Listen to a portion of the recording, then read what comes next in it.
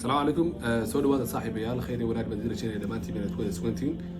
waxaan ku soo dhex jirnay barnaamijkeeni aynu ugu magac darnay 10 caado ee ay leeyihiin dadka guuleystay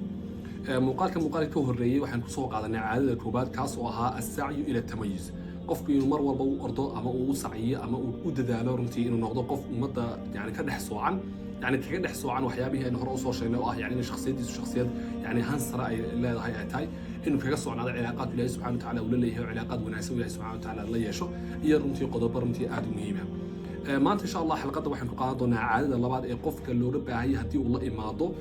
ama yani looga baahan yahay inuu la imaado qofka hadii uu doonayo inuu shakhsiyadiisu noqoto shakhsiyad guuleysatay caadadaas tolo maxay noqon doontaa runtii waa caado runtii aad u cajiiba aadna runtii u muhiim ah qodobo badan oo runtii hoosana sii taabanaysa aynu wada socono insha Allah من الركايا والشط لا ما فيه يطفي اللظى في حشايا رحمك يا رب إني وزورقي والخطا عادة لبعض وحلا هذا تحديد الأهداف يعني قفك مركز لقى إمادة إنه يعني نقدر ننتهي قف ومدة كده عن صدق حديد قضبة إنه صار شيء قضبة كلا واحد يعني قف وإنه يشاء أهداف يعني حددا أو أنواع إنه يشاء والله هذا يعني أهداف محل هذا حد اللي هذا هدفك هدفك سلية يعني أنت صار ميراد من أهداف اللي هي مدور من أهداف كسلية هو هدفك نوعها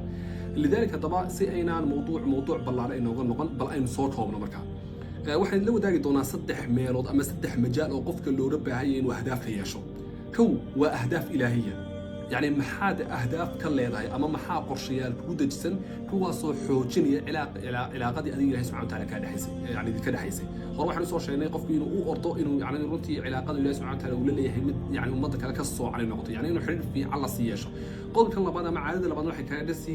ku sii dejinaysaa oo runtii ay isku xidhan yihiin ay tahay in qofku ahdaaf uu ka yeesho si cilaaqada hore uu adkeeyo ama tamayuzka hore si uu adkeeyo waa inuu ahdaaf ka yeeshaa marka ahdaafta koobaad ee soo qaadan waxa weeyaan qofku inuu Ilaahay subhanahu wa ta'ala xaqiisa ahdaaf uu ka yeesho مثلا inaad maalintii hal juz oo quraan akhrido ama xisbi quraan waa inaad maalintii akhrido wardi quraan waa inaad leedahay tusaale kale waxa la mid ah الدعوة إلى الله يعني إن الله سبحانه وتعالى حديث أضبط وياده وحياة يعني مناجني هذه علاقة الله سبحانه وتعالى الذين ويعني إن الصلاة أخو يعني ست جمع عاد مثال كسو تكتد وحياة حوجني علاقة الله سبحانه وتعالى الذين مركا قفك وحا مهمة إنه أهداف إلهية يشو يعني أهداف إلهي سبحانه وتعالى كل حريصة علاقة الله سبحانه وتعالى اللي هي مر والمركز تمسسي زيادة ناس مركا لبا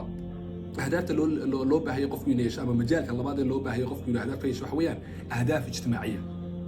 يعني خلدون وكيلها يعني يعني الانسان ابن بيئته يعني انسان هو يعني انسان مدني او يعني انسان مجتمعي ويان ومجتمع كله نول ويان وقف فرداني يعني شيء شخصيه كل يوم نولان كاريو لابد وانه مجتمع ديغان وكله يعني كله ترمو وكله يعني runtii ku dhex faafo oo wax ka iibsado oo wax uu iibiyo yani inuu helo laabud walaga maalmaan lidaalka marka in ahdaaf ijtimaaciya aan yeelano waa shay runtii aad u weeyaan qofku tusaale maxaa kamid ah مثلا inaad yani xaaska oo kale ama caruurta oo kale ama walaalaha oo kale inaad maalintii hal saac oo kamid la fadhiisan karto ama bar kamid inaad la fadhiisan karto oo cilaaqo fiican ay ka dhaxayn karto waxa la mid ah inaad yani aad booqan karto meelaha ay asxaabtu joogaan مثلا ama qaraabada oo kale aad booqan karto u tagi karto oo yani mumkin dhexgal fiican sameyn karto yani saaxiibada kuwa runtii kugu mudaneed wax kale faa'iido kartaan waqti fiican aad siin karto waxa la mid ah inaad yani dadka jaarka kula ah aad cilaaqo fiican la leedahay oo runtii aad wanaajiso marka qaana safarada israaci kartaan umra aad wada tagi kartaan yani dadka marka aqrabada dadka saaxiibada ah marka mar walba yani qof inuu qof ijtimaaci yeesho oo marka qorshayaal uu dejisto ah 1 iyo 2 iyo 3 maxaa bulshada igu xiri karaya haddana zamankan aan joogno waa zamanul cilaaqaat yani qofku hadba cilaaqada uu leeyahay ay ku xirantahay hawlihiisu inay u fududaan karayaan ama runtii loogu fulin karayo taw saddexaad u dambaysan ku soo gabagabeynaya xalqadan ama caadada wax weeyaan qofku inuu ahdaaf ka yeesho ahdaaf shakhsiya yani adiga shakhsi ahaan yani naftaada si aad u horumariso waa inaad ahdaaf gaar ah leedahay tusaale ahaan maxaa kamid ah inaad maalin walba wardi akhris aad leedahay oo maalin walba yani kobac aqooneed aad samaynayso yani noloshaada yani aad kobcinayso kuna kobcinaysa markaa yani inaad yani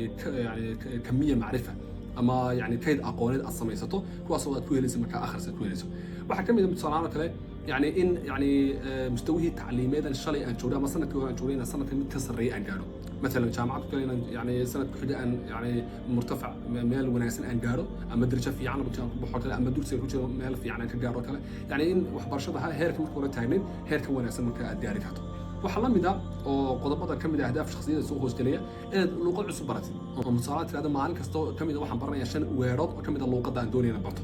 waa ahdaaf shakhsiya waa waxyaaba yani runtii noloshaada iyo shakhsiyadaada kobcinaya wax weeyaan inaad maalintii bar ka mid ah aad jimicsi samayso oo runtii yani jirkaaga aad jimicsi u samayso si yani garaadkeena iyo maskaxdeena uu u baahan yahay markaa akhris uu u baahan yahay si loogu kobciyo yani jirkeena uu u baahan yahay cunto yani ama ruuxdeena u baahantay cunto yani cunto si ay tamar iyo energy u hesho ayuu jirkeena u baahan yahay yani riyaadiya